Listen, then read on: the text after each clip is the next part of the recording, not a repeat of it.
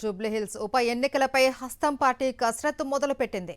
గెలుపు కోసం అంది వచ్చే అన్ని అవకాశాలను అందిపుచ్చుకుంటోంది.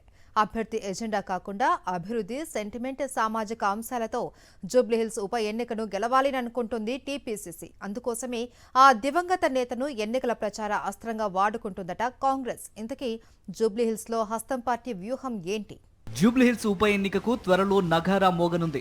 సికింద్రాబాద్ కంటోన్మెంట్ ఉప ఎన్నిక గెలవడంతో అదే ఉత్సాహంతో జూబ్లీహిల్స్ ఉప ఎన్నిక గెలవాలని తహతహలాడుతోంది తెలంగాణ కాంగ్రెస్.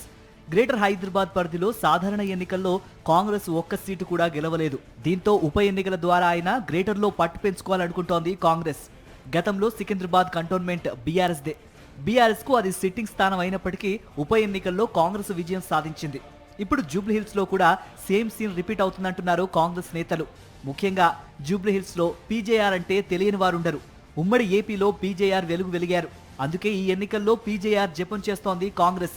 పీజేఆర్ కొడుకు బీఆర్ఎస్ లో ఉన్నప్పటికీ కూతురు విజయారెడ్డి కాంగ్రెస్ లో ఉన్నారు. ఇవాళ ఇది యాక్సిడెంట్ డెత్ కాదు, దానికి సంబంధించినటువంటి మన ఎవరు కూడా చావును రాజకీయం చేసుకోలే. గతంలో ఆనవాయితుంటే చనిపోతే వాళ్ళ కుటుంబ సభ్యులకు ఇచ్చే దాన్ని కేసీఆర్ బ్రేక్ చేశాడు. కాబట్టి ఆ ఇష్యూ ఎక్కడ లేదు. మనం కంటెంట్ చేస్తున్నాం, కంటెంట్ చేయడం కాదు, మనం గెలుస్తున్నాం అనే చర్చ ఖచ్చితంగా రోజు ఎవరు కూడా మనమే అని అనుకుంటే దయచేసి కొంత సీరియస్ గా మనం మన పబ్లిసిటీ అందరూ విజ్ఞప్తి చేస్తాం. ఓఆర్ఆర్ నుంచి కొండాపూర్ వరకు నిర్మించిన కొత్త ఫ్లైఓవర్ కు పీజేఆర్ పేరు పెట్టి ప్రతిపక్షాలకు షాక్ ఇచ్చారు సీఎం రేవంత్ రెడ్డి.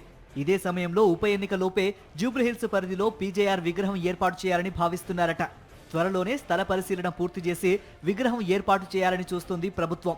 తద్వారా పీజేఆర్ అభిమానులు అంతా కాంగ్రెస్ కు మద్దతు ఇస్తారని హస్తం నేతలు భావిస్తున్నారు. జూబ్లీహిల్స్లో ఎన్నికల్లో తప్పకుండా ఈసారి కాంగ్రెస్ పార్టీ విజయం తథ్యం.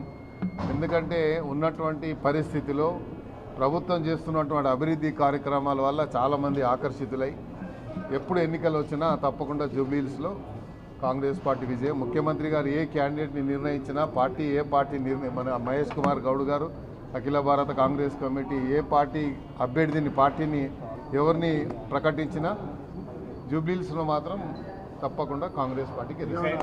ఇదే సమయంలో సోషల్ ఈక్వేషన్స్ బేరీజ్ వేస్తోంది కాంగ్రెస్. జూబ్లీహిల్స్ లో ముస్లిం, ఓసీ, బీసీలు ఎక్కువ. ఈ మూడు వర్గాల మద్దతు కూడగట్టేందుకు ఆయా సామాజిక వర్గం నేతలకు బాధ్యత ఇచ్చారట పీసీసీ చీఫ్ మహేష్ గౌడ్. ఇప్పటికే ఈ ఉప ఎన్నిక గెలుపు బాధ్యతను హైదరాబాద్ ఇన్ఛార్జ్ మంత్రి పొన్నంకు అప్పగించగా పార్టీ గెలుపునకు దోహదపడే అంశాలపై సీక్రెట్ సర్వే చేపిస్తున్నారట పొన్నం ప్రభాకర్.